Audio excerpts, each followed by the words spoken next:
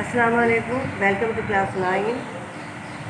आपकी किताब का हिस्सा सोम का मौज़ूआत मुताला है, जिसका पहला लेसन कुरान मजीद है। इसमें तारुफ, हिफाजत और फ़ज़ाइल कुरान के बारे में बयान किया गया है।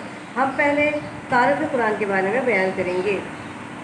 अल्लाह ताला ने इंसान को पैदा किया है और इसकी जिस्मानी और फितरी ज़रूरियात पूरी करने के लिए मादी वसाइल पैदा किए हैं और इसके जहन और रूह की रहनुमाई के लिए भी एहतमाम फरमाया है। जैसा कि आप जानते हैं, जब एक छोटा बच्चा पैदा होता है तो वो अपनी तमाम ज़रूरियात और अपनी तमाम काम खुद नहीं कर सकता। अल्लाह ताला ने उसकी तमाम ज़रूरियात पूरी करने के लिए, उसकी नशोनुमा के ज़रिए पैदा करने के लिए उसके वालिदैन उसको मुहैया किए हैं ताकि उसकी परवरिश हो सके और उसके तमाम मादी वसाइल ग़िज़ाई ज़रूरियात भी पूरी हो सकें। जबकि इसके साथ साथ जहन और रूह की रहनुमाई के लिए भी एहतमाम फरमाया है, यानी उसके वालिदैन उसके जहन को फ़रोग़ देते हैं, अच्छे और बुरे की तमीज़ सिखाते हैं और उसकी जिस्मानी और रहनुमाई के लिए एहतमाम करते हैं, यानी उसको बेहतरीन हिदायत फराहम करते हैं। ख़ुद इंसान को खैर और शर में फ़र्क करने की सलाहियत और ज़मीन की आबादी अता फरमाई है। अल्लाह ताला ने इंसान जैसे जैसे परवरिश करता है, जैसे जैसे बढ़ता चला जाता है, उसके अंदर खैर और शर में फ़र्क करने की सलाहियत पैदा होती जाती है। हम ये बात जानते हैं कि हमारा ज़मीर उस वक्त मुतमईन होता है जब हम कोई काम गलत या अच्छा करते हैं। जब हम अच्छा करते हैं तो हमारे ज़मीर की आवाज़ हमें सुनाई देती है कि हमने ये काम अच्छा किया है और इसमें किसी किस्म की कोई गलती नहीं है। लेकिन जब हम कोई काम गलत करते हैं, यानी उसके अंदर शर का अंसर मौजूद होता है, तो हमारा ज़मीर हमें मुतमईन नहीं होता और हमारे ज़मीर की आवाज़ हमें ये बात बताती है कि हमने ये काम गलत किया है और यही बात खैर और शर में फ़र्क करने की सलाहियत पैदा करती है। इसके अलावा अल्लाह ताला ने इंसान की कामिल रहनुमाई के लिए अंबिया कराम मबूस फरमाए और इन पर किताबें नाज़िल फरमाई हैं। अल्लाह ताला ने इंसान को पैदा करने के बाद उसको ऐसी नहीं छोड़ा है, बल्कि उसकी रहनुमाई वक्तन फ़वक्तन करता रहा है। जैसा कि हम ये कहते हैं, हम ये बात जानते हैं कि अल्लाह ताला ने अंबिया कराम इसीलिए मबूस फरमाया ताकि इंसान को रहनुमाई मुहैया हो सके। वक्तन फ़वक्तन हर हालात में अंबिया कराम नाज़िल होते रहे। हर कौम पर ज़्यादातर जो है इसीलिए अंबिया कराम को नाज़िल फरमाया गया ताकि इंसानों की रहनुमाई कामिल तौर पर हो सके और इंसान ये ना कह सके अल्लाह ताला से कि अल्लाह ताला ने हमें पैदा करके ऐसे ही छोड़ दिया और कोई कामिल रहनुमाई के लिए हमारी कोई ज़रिया नहीं बनाया। अल्लाह ताला क्योंकि इंसान से 70 मौत से ज़्यादा मोहब्बत करता है, लिहाजा उसने इस बात की ख़ास तौर पर इंसान की रहनुमाई के लिए अंबिया कराम को मबूस फरमाया।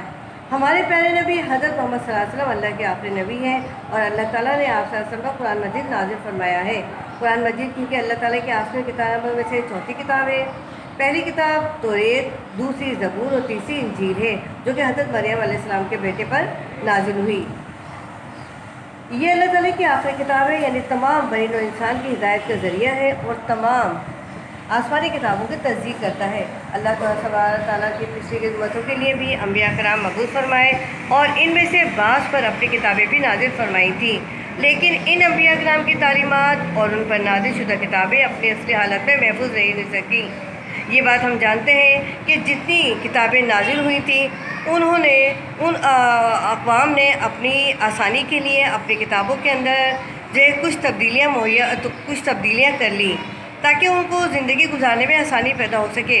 लेकिन ये वाहिद किताब है कुरान मजीद जिसमें आज तक कोई तब्दीली नहीं हो सकी, ना ज़बर-ज़ेर का कोई फ़र्क पैदा हो सका, ना ही कोई तर्जुमे में कोई तब्दीली आ सकी। इसीलिए ये वो किताब है जो जिसे हर दौर में अफजल समझा जाता है और जिस पर हर इत्मीनान के साथ अमल किया जा सकता है। अल्लाह ताला ने सूरह माइदा की आयत नंबर 48 में अल्लाह ताला इरशाद फरमाता है, और तुम्हारी तरफ हमने ये किताब नाजिल की है और ये हक़ लेकर आई है और इससे पहले जो आसमानी किताबें नाजिल हुई उनकी तस्दीक करने वाली है और उनकी माफ़िज़ निगहबान है। यानी कुरान मजीद वो वाहिद किताब है जो दुनिया के अंदर ऐसी किताब है जो तस्दीक करती है तमाम पिछली किताबों की। यानी कुरान मजीद को पिछली किताबों के लिए मुहिमन कहने का मतलब भी ये है कि इन किताबों में जो तालीमात और अक़ायद अपनी असली हालत में महफूज ना रह सके, उन्हें कुरान मजीद ने अपने अंदर असर नो बयान करके महफूज कर दिया है। यानी ये वो किताब है जिसने दुनिया जब से पैदा हुई थी, जब से दुनिया तख्लीक हुई थी उस वक्त से लेकर अब तक के तमाम वाक़यात को असर नो बयान कर दिया है। यही वजह है कि कुरान पाक की तालीमात पर पूरे इत्मीनान से हर ज़माने में अमल किया जा सकता है। हम इसीलिए कुरान मजीद के ऊपर पूरे इत्मीनान के साथ عمل کر سکتے ہیں، اس کی تعلیمات کو اپنی زندگی میں جو ہے لاہ عمل بنا سکتے ہیں۔ یہ وہ کتاب ہے جو ہمیں دنیا اور آخرت میں رہنمائی مہیا کرتی ہے۔ قرآن مجید انسانی زندگی کے تمام پہلوؤں سے متعلق رہنمائی مہیا کرتا ہے۔ اس میں انسانی زندگی کی حقیقت، خیر و شر، حلال و حرام اور اخلاقی تعلیمات یعنی غیر زندگی کے ہر پہلو کے متعلق رہنمائی موجود ہے۔ ہم یہ بات جانتے ہیں کہ انسان کو ہر دور میں اللہ تعالیٰ نے رہنمائی کرنے کے لیے ذریعے مہیا کیے ہیں، یعنی انبیاء کرام نازل فرمائے، حقیقت کے خیر و شر کی صلاحیت کو دیکھتے ہوئے اپنی زندگی کو بہتر گزارنے کے لیے مواقع مہیا کیے، حلال و حرام کا ہمیں فرق بتایا کہ اللہ تعالیٰ حلال کو کیا سمجھتا، حلال روزی کمانے کے بارے میں ہمیں کیا معلومات مہیا کرتا ہے۔ اخلاقی تعلیمات کے بارے میں ہمیں تعلیمات دی گئی ہیں کہ ہم زندگی گزارنے کے لیے ہمارے لیے اخلاق کتنا ضروری ہے۔ غیر زندگی کے ہر پہلو سے متعلق رہنمائی موجود ہے۔ اس میں انسان کی آخرت کی زندگی کے متعلق تفصیلات مہیا کی گئی ہیں، یعنی جب سے انسان پیدا ہوا ہے اور جب تک انسان دنیا میں موجود ہے اس کے بارے میں تمام تفصیلات موجود ہیں، یعنی اس کے اندر آخرت سے لے کر موت تک کے تمام واقعات تفصیل سے بیان کر دیے گئے ہیں۔ اس میں زندگی کی اہمیت کو نہایت پرتاثر انداز میں بیان کر دیا گیا ہے، یعنی انسان کو کس مقصد کے تحت زندگی عطا کی گئی ہے، کیوں پیدا کیا گیا ہے اور اللہ تعالیٰ کو انسان پیدا کرنے کا مقصد کیا تھا۔ قرآن کی پاک انسان کی انفرادی زندگی اور اس کے اجتماعی و معاشرتی حقوق، فرائض، اس کے معاشی و اقتصادی امور کے متعلق بنیادی ہدایات مہیا کرتا ہے۔ اس میں سیاسی بھی ہیں، بین الاقوامی معلومات بھی ہیں اور اخلاقی رویے سے متعلق بھی جامع تعلیمات مہیا کی گئی ہیں کہ ہمیں زندگی گزارنے سے متعلق اپنے اخلاق کیسے رکھنا ہے، بڑوں کے ساتھ کیسے بات کرنی ہے، چھوٹوں کے ساتھ کیسے پیار و محبت کا رویہ رکھنا ہے، حضور صلی اللہ علیہ وسلم کی تعلیمات کو اپنے سامنے رکھنا ہے۔ بین الاقوامی معلومات ہمیں کیسے اپنے جو ہے انداز میں بیان کرنے ہیں، کس طرح ہمیں سیاسی معاملات حل کرنے ہیں، ہمیں جو ہے معاشی طور پر زندگی کیسے گزارنی ہے، اقتصادی طور پر ہمیں اپنی جو زندگی کا معمول کیا رکھنا ہے، حقوق و فرائض ہمیں کیسے انداز بیان کرنے ہیں، یعنی والدین کے حقوق کیا ہیں، زندگی کے حقوق و فرائض کیا ہیں، اولاد کے حقوق فرائض کیا ہیں۔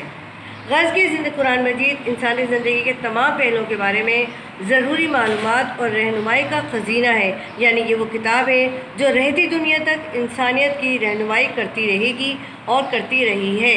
اس میں وہ تمام باتیں وضاحت سے بیان کر دی گئی ہیں جن کا جاننا انسان کے لیے نہایت ضروری ہے، جس کے بغیر ہم زندگی نہیں گزار سکے۔ ہمیں زندگی کے اتار چڑھاؤ کے بارے میں کوئی معلومات مہیا نہیں ہو سکتی جب تک ہم اس کا صحیح طور پر تصدیق کے ساتھ ہم اس کا مشاہدہ نہ کریں، اس پر غور و فکر نہ کریں، اس کے بارے میں ہم صحیح معلومات نہ کریں۔ اسی لیے کہا جاتا ہے کہ قرآن مجید کو توجہ کے ساتھ، تفصیل کے ساتھ، لفظ بہ لفظ سمجھ کر پڑھا جائے، اور جس کے جاننے کے بعد انسان اپنی زندگی کو بہتر طور پر گزار سکتا ہے، یعنی قرآن مجید وہ واحد ذریعہ ہے جس کے ذریعے ہم اپنی زندگی آسانی کے ساتھ گزار سکتے ہیں۔